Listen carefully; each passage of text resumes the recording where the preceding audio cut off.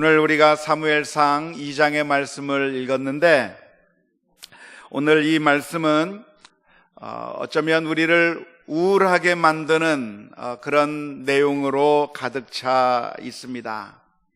엘리 제사장의 두 아들이었던 홈니와 비느하스라고 하는 사람들이 하나님의 제사를 모욕하고 또 마음대로 죄를 짓는 그런 모습들을 오늘 본문의 말씀에서 우리가 함께 읽었습니다.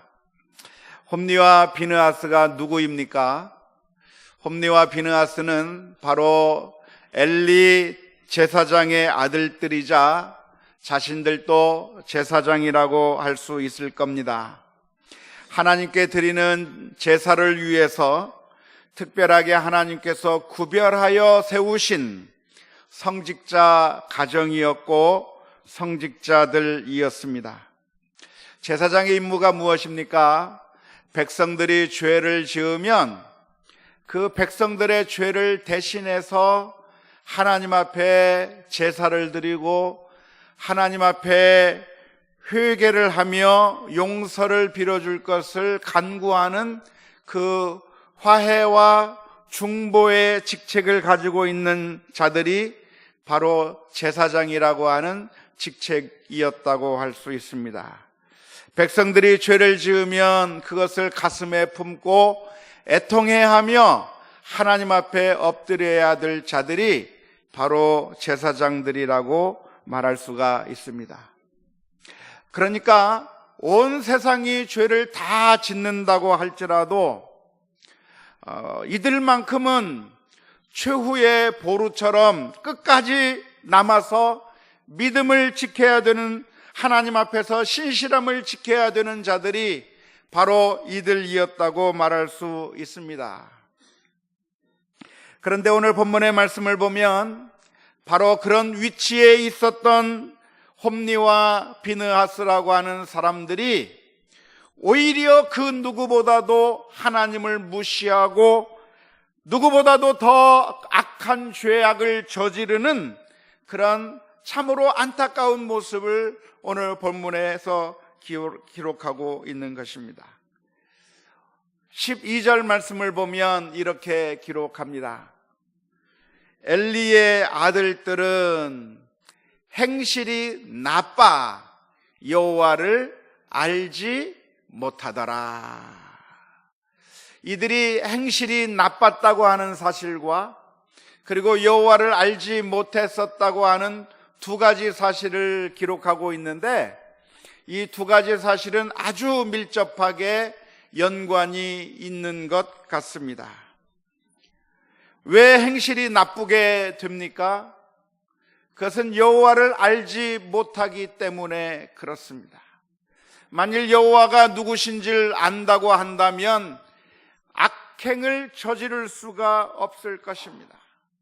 하룻강아지 범 무서운 줄 모른다고 하는 우리 속담이 있듯이 범이 무서운 줄 안다고 하면 함부로 까불지 않을 텐데, 범이 무서운 줄 모르니까 함부로 까부는 것처럼 하나님이 얼마나 무섭고 두려운 존재인가라고 하는 사실을 이들이 알지 못했기 때문에, 그들이 여호와를 알지 못하였기 때문에 그들의 행실은 악한 행실을 하게 되었다고 하는 것을 알 수가 있습니다. 어떻게 엘리 제사장의 아들들이, 아니 본인들이 제사장이면서 어떻게 여호와를 모를 수가 있을 수 있겠습니까?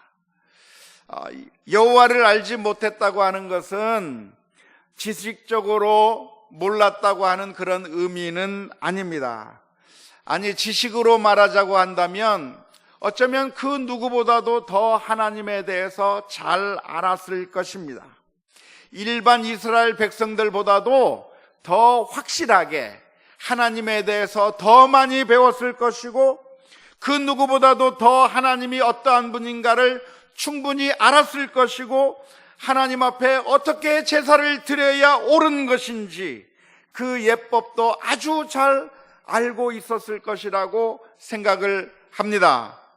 오늘날로 말하자면 아주 유명한 신학교에서 우수한 성적을 졸업한 그러한 목회자들과 마찬가지로 이들은 당시에 하나님에 대해서 너무나도 잘 알고 있었고, 제사 드리는 법, 하나님께 제물을 드리는 여러 가지 그 독특한 방법들을 다 알고 있는 그런 종교적인 면에 있어서 뛰어난 실력을 갖추고 있었던 사람이라고 말할 수가 있습니다. 하지만 그들이 지식적인 그런 내용을 알고 있었다고 할지라도 하나님과의 인격적인 관계가 없는 겁니다. 하나님이 정말 하나님이라고 한다면 그 앞에서 두려워할 줄 알아야 되고, 그 앞에서 겸손해야 할 것이고, 하나님과의 그 생생한 관계 가운데서 하나님과의 그 사랑을 누리고 하나님과의 그 복된 관계를 누릴 수 있는 그런 사람들이 되어야 될 텐데, 그들의 하나님에 대한 지식은 그냥 지식적인 알미였다고 말할 수 있을 것이고, 실제적인 그 관계에 있어서는 하나님을 전혀 모르는 사람들이 바로 이 홈리와 비느하스였다고 말할 수가 있습니다. 오늘 본문은 이들이 어떻게 안하무인격으로 행동했는지를 보여주고 있습니다. 하나님 앞에 제사를 드릴 때 이들은 자기 욕심에 따라서 그 제물을 마음껏 빼앗아 가버렸는데 17절 말씀해 보니까 이들이 여호와의 제사를 멸시하였다고 기록하고 있습니다. 이 소년들의 죄가 여호와 앞에 심히 크면 그들이 여호와의 제사를 멸시함이었더라. 그들은 여호와께 드릴 그 제사의 제물들을 마음대로 갈취해 가면서 하나님 앞에 먼저 드리고 난 다음에 가져가야 되는데, 마음대로 자기가 원하는 대로 하나님께 드리기도 전에 자신들이 그것들을 가져가면서 착취하고 하나님의 제사를 멸시하는 행동을 이 홈리와 비느하스라고 하는 사람들이 행했다고 오늘 본문에 기록하고 있습니다. 어떻게 이러한 일이 가능할까요? 하나님의 제사장이었고 하나님을 섬기는 직분 가운데 있었던 바로 이 사람들이 어떻게 하나님을 멸시하고 무시하고 하나님의 제사를 이렇게 폄훼하는 그런 악한 일을 저지를 수가 있었는가? 그것은 바로 우리 인생이 너무나도 어쩔 수 없는 죄성으로 가득 차 있는 인생이기 때문에 그렇습니다.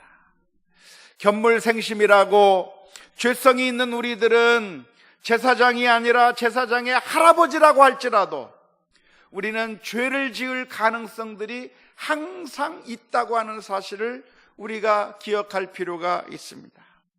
인간은 어떤 존재인가? 인간은 죄가 많은 존재입니다.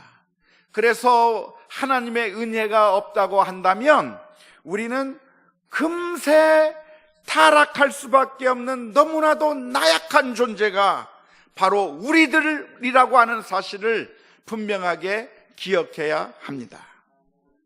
그래서 오늘 우리가 하나님 앞에 나아가면서 하나님 앞에 기도하고 간구해야 합니다. 뭐라고 간구해야 됩니까? 주여 은혜를 베풀어 주시옵소서. 하나님의 은혜가 없다고 한다면 우리도 똑같이 홈리와 비느하스와 같이 될 수 있는 가능성이 많이 있는 사람들이 바로 우리들의 모습이기 때문에 매 순간순간마다 하나님 앞에 엎드려 기도할 때마다 우리가 드려야 될 기도의 제목 가운데 가장 시급하게 기도할 제목이 있다고 한다면 하나님 우리들에게 은혜를 베풀어 주옵소서. 하나님의 마음에 합한 사람이라고 했던 다윗이 있었습니다.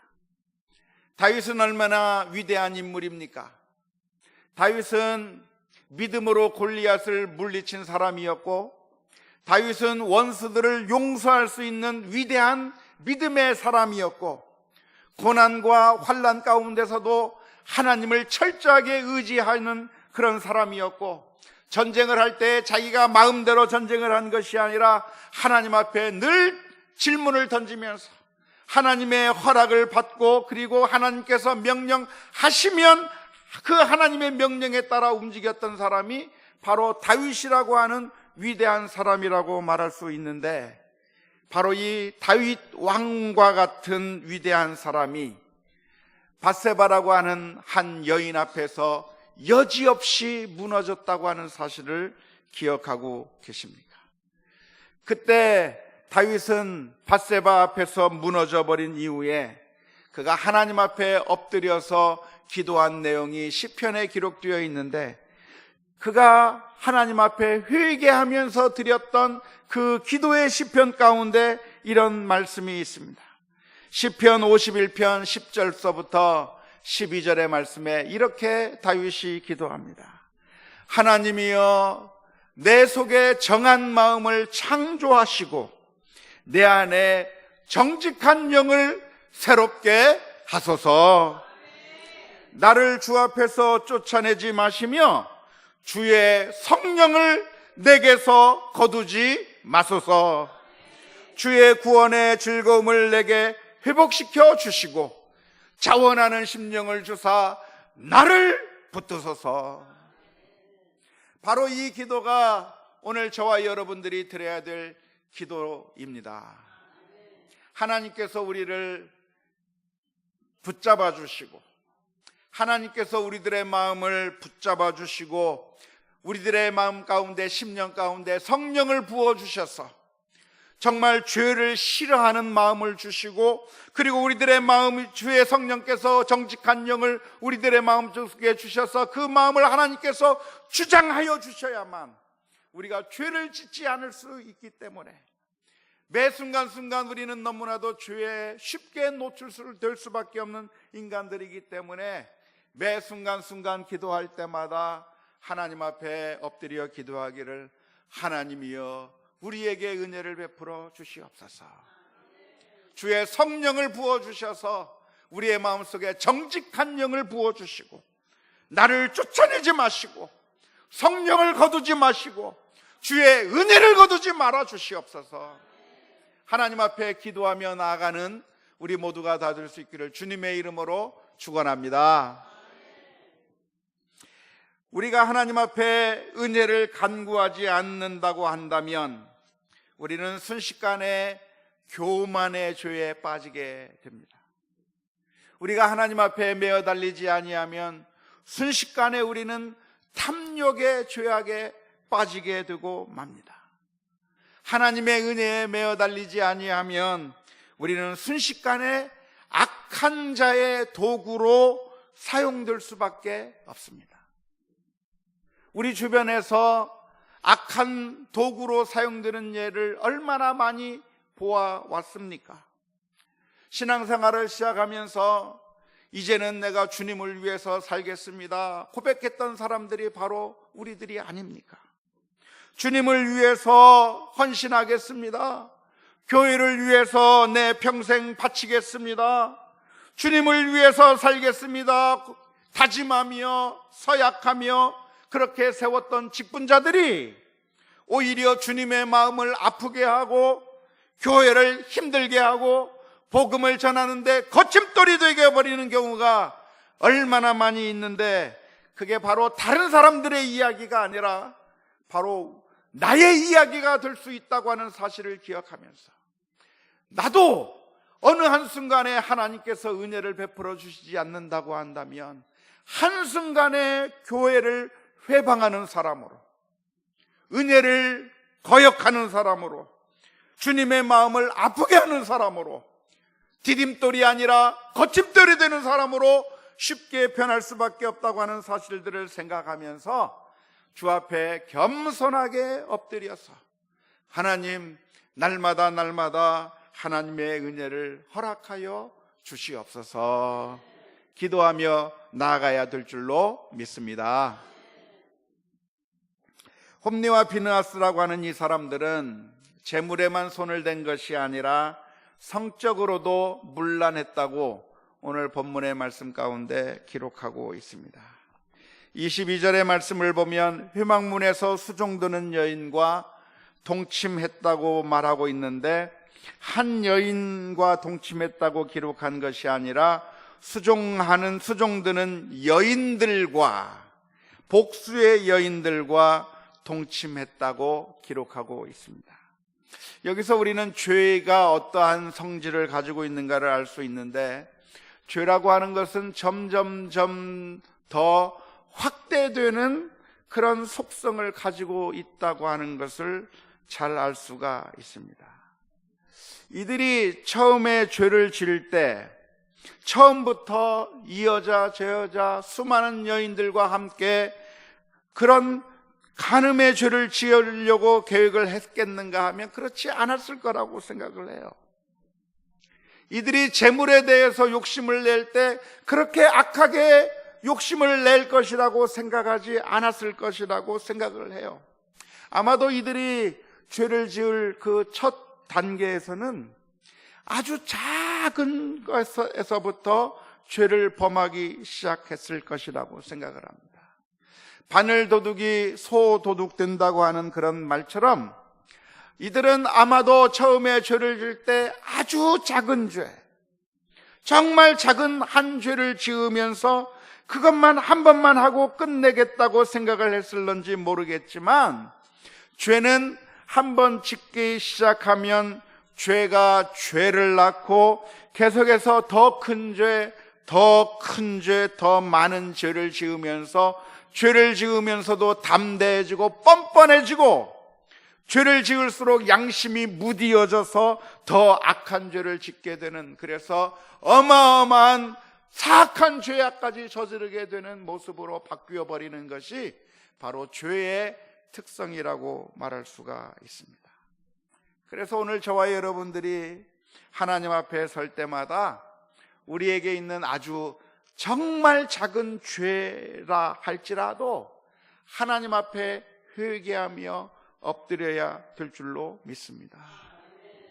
예수님께서 산상수훈에서 가르치실 때 이런 말씀을 해주셨습니다. 마태복음 5장 28절의 말씀에 나는 너희에게 이르노니 음욕을 품고 여자를 보는 자마다 마음에 이미 간음하였느니라 라고 말씀해 주셨습니다.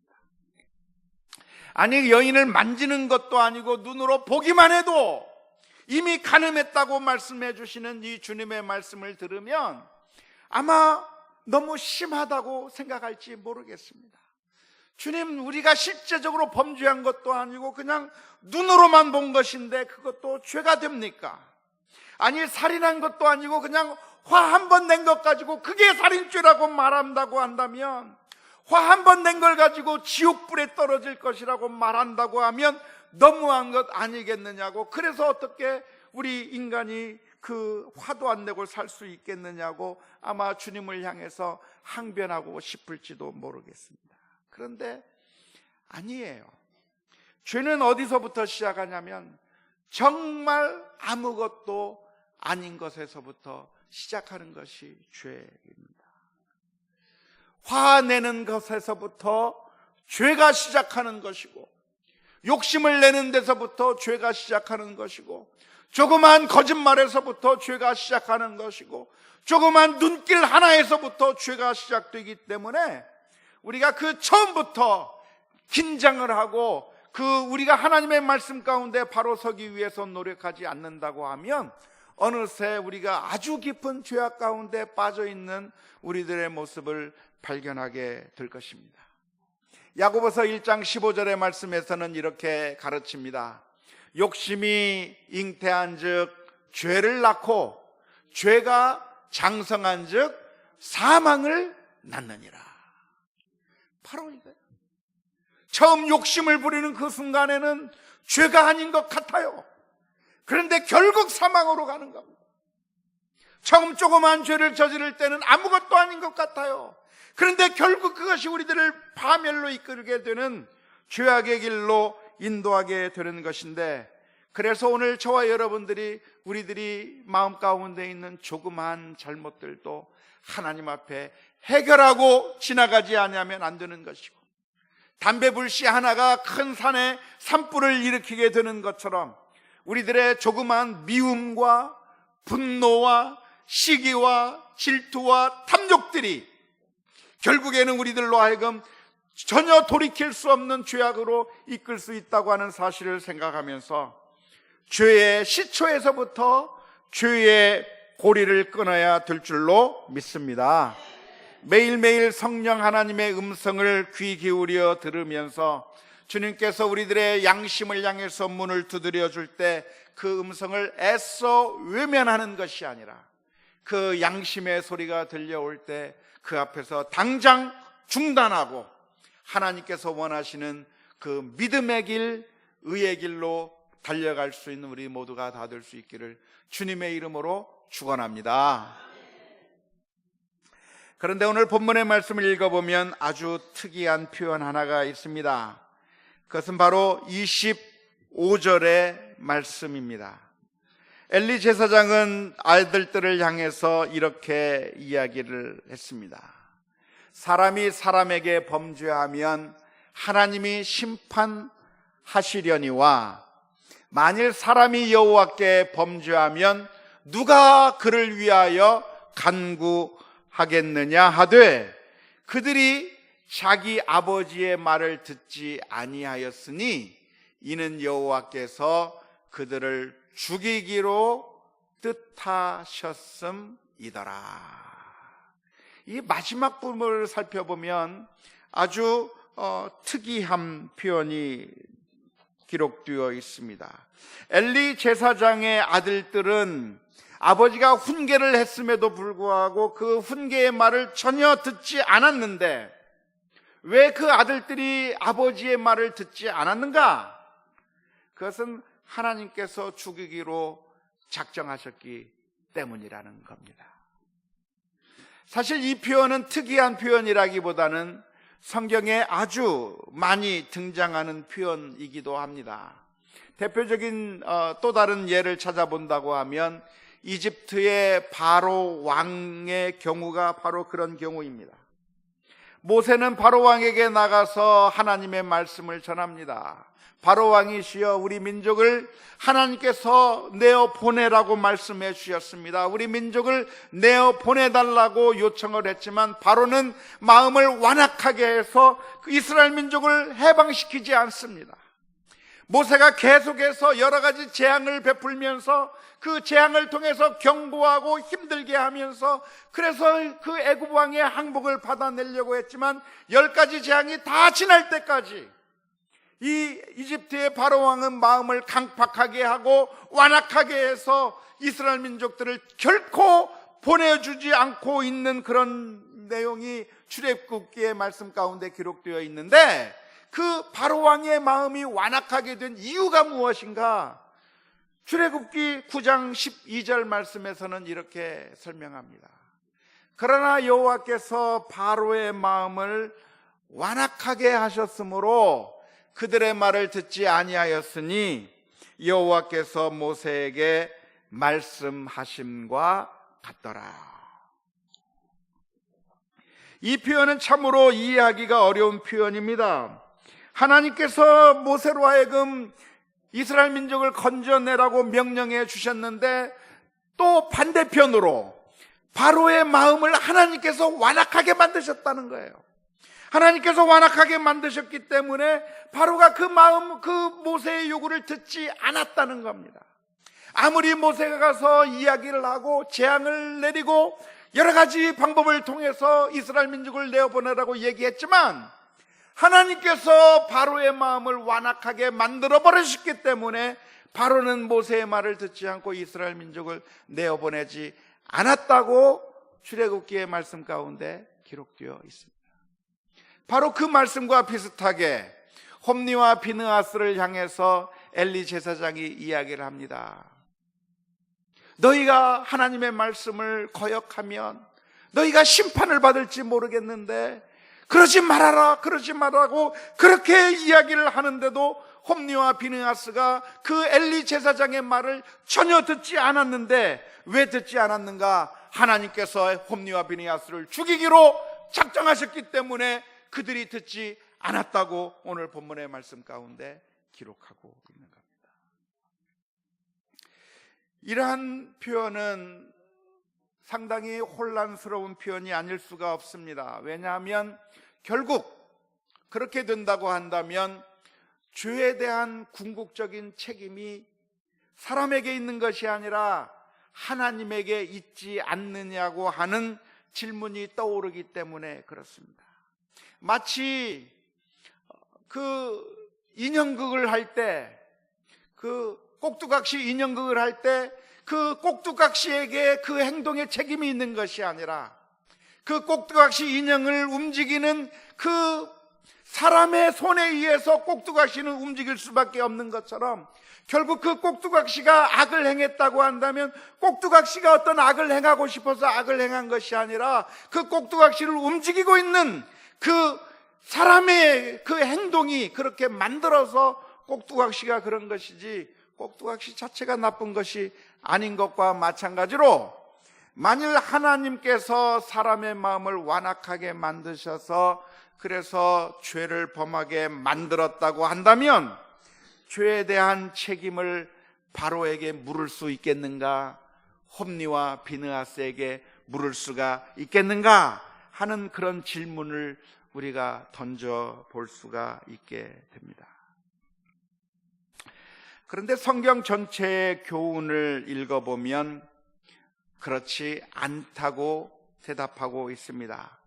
죄에 대한 책임이 하나님에게 있는 것이 아니라 전적으로 사람에게 있는 것이며 죄를 지은 그 사람이 책임이 있는 것이지 하나님에게 책임이 있는 것이 아니라고 하는 것이 성경 전체를 통해서 우리들에게 가르쳐 주시는 말씀입니다. 우리가 지난번에 가룟 유다의 이야기를 살펴보았는데요. 가룟 유다도 역시 마찬가지입니다. 가룟 유다는 하나님께서 계획해 놓으신 인류 구원의 그 프로그램 가운데 등장하는 등장 배우처럼 보여집니다. 하나님께서 만세 전부터 우리 인류를 구원하기 위한 계획을 세워놓으셨는데 그것은 그 아들을 우리 세상에 보내어 십자가에 못 박혀 죽게 만드시고 피 흘리시고 물을 흘리시며 그 십자가에 의해서 죽게 하심으로 말미암아 우리를 구원해 주시려고 하는 하나님의 사랑의 계획이 있는데 그 계획 가운데 바로 이 가룟 유다가 있어서 가룟 유다가 있었기 때문에 그리고 대제사장들이 있었고 빌라도가 있었기 때문에 결국 그들의 손길들을 통해서 예수님이 십자가에 못 박히게 된 것인데 그렇다고 한다면 하나님의 만세 전부터 예정과 계획과 섭리 가운데 그리스도의 십자가의 사건이 일어났다고 한다면 과연 그 책임을 가룟 유다에게 물을 수 있겠는가 하는 그런 질문들이 우리들의 마음 가운데 떠오르게 됩니다. 실제로 한 번은 그 가룟 유다의 복음서라고 하는 영지주의 문서가 발견된 적이 있습니다. 몇 년 전에 그렇게 발견된 문서라고 하는데요. 아마 혹시 뉴스를 들어보신 분들이 계신지 모르겠습니다. 그 영지주의 문서인 가룟 유다 복음서에 보면 가룟 유다야말로 이 예수님의 구원의 사역을 이룬 가장 영웅이라고 그렇게 그런 식의 묘사가 되어 있다고 하는 그런 문서가 발견이 됐습니다. 물론 그 문서는 한 2세기, 3세기경의 문서로서 이단 종파에 속한 문서이기는 하지만 사람들의 마음속에 그런 생각들이 종종 있는 거예요. 하나님의 구원을 이루는 그 길에 가룟 유다가 그 역할들을 감당했다고 한다면 누가 그에게 돌을 던질 수 있겠는가? 하나님의 섭리 가운데 이런 죄를 범할 수 있다고 한다면 그 책임을 어떻게 사람에게 물을 수 있겠는가라고 하는 질문들을 우리가 던져볼 수 있게 되는 겁니다. 하지만 예수님께서 분명하게 이 질문에 대해서 답변을 해 주셨습니다. 마태복음 26장 24절의 말씀에 예수님께서 이렇게 말씀해 주셨습니다. 인자는 자기에 대하여 기록된 대로 가거니와 인자를 파는 그 사람에게는 화가 있으리로다.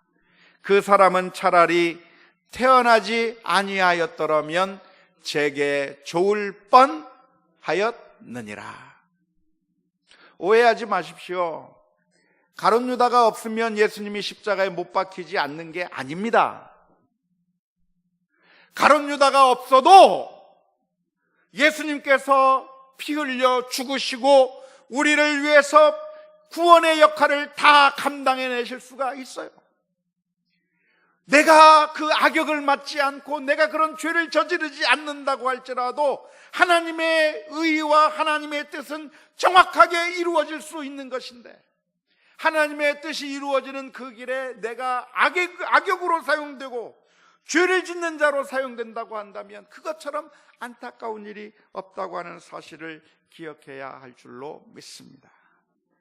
인자를 파는 그 사람에게는 화가 있으리라고 하는 주님의 말씀을 기억하면서 우리들이 하나님 앞에 기도할 때마다 주님, 나를 선한 하나님의 도구로 사용하여 주시옵소서 기도하며 나아가야 될 줄로 믿습니다. 그러면 여기서 한 번 더 질문을 던져볼 수가 있습니다. 그러면 왜 성경은 마치 하나님에게 죄에 대한 궁극적인 책임이 있는 것처럼 보이는 이런 참 위험한 표현들을 성경에서 사용하고 있는 그 이유가 무엇인가? 하나님께서 그렇게 홈리와 비느하스의 마음을 그렇게 만드셨다라고 표현하지 않았으면 더 좋을 것이 아닌가? 하나님께서 바로의 마음을 완악하게 만드셨다고 하는 그 표현을 사용하지 않으면 훨씬 더 좋을 것 같다고 생각들을 많이 합니다. 그런데 성경은 굳이 오해할 수 있는 가능성이 있는 이 표현을 굳이 사용하고 있는 이유가 무엇인 줄 아십니까?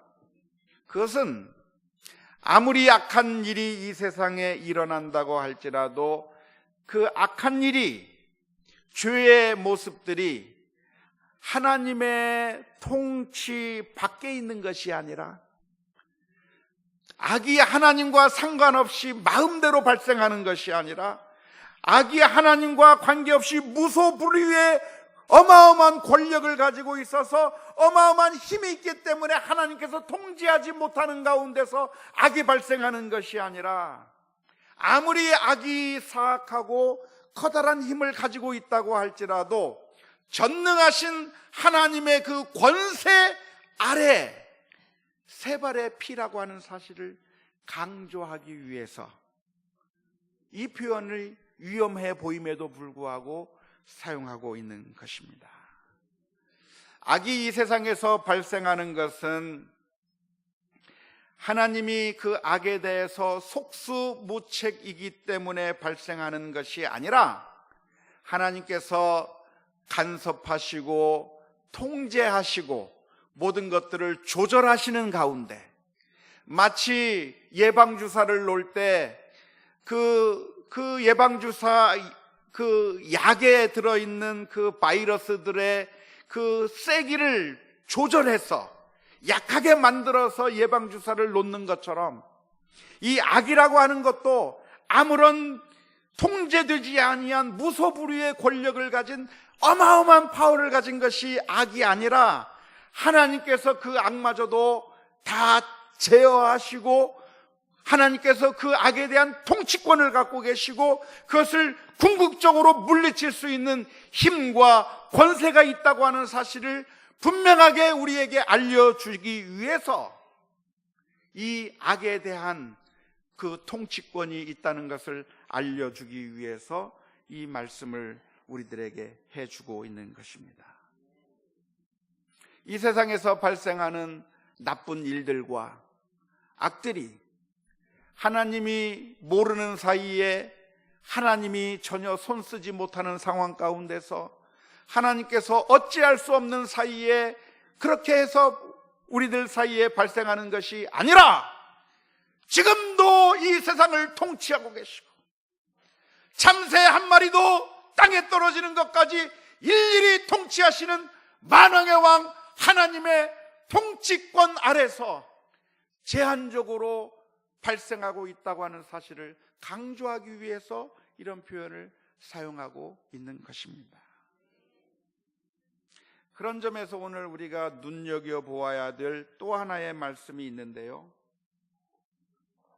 그것은 오늘 본문의 말씀에서 12절에서 17절까지는 홈리와 비느하스의 악한 죄악상들에 대해서 이야기를 하다가 18절에서부터 21절까지에는 사무엘의 이야기를 쓰고 있다고 하는 사실입니다. 그 사무엘의 이야기를 18절에서부터 21절까지 쓰는 가운데 21절에서는 이렇게 표현을 합니다. 21절 마지막의 말씀을 보니까 아이 사무엘은 여호와 앞에서 자라니라.